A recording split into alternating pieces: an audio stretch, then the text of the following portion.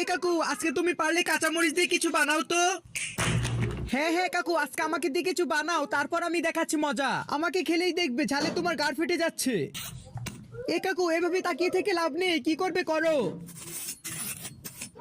আরে কাকু, এটা তো কথা ছিল না, তুমি আমার বুকটা ফালা করলে কেন? হ্যাঁ হ্যাঁ হ্যাঁ কাকু, তুমি এটা চিটিং করেছো। তুমি আমার ভিতরে সব ঝালগুলো বের করে দিয়েছো। কাকু, তুমি কিন্তু এটা চিটিং করেছো, আমরা কিন্তু এটা মানবো না।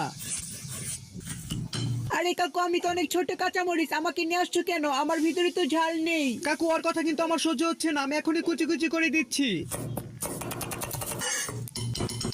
আরে কাকু, হয়েছে তো, এত মশলা কেউ খায় নাকি? উড়িষ্যালা, দেখেছো কাকু আমার ভিতরে আলু ভর্তা ভরে দিয়েছে। কাকু, আমি কিন্তু বুঝে গিয়েছি তুমি আমাকে দিয়ে কাঁচামরিচের চপ বানাবে।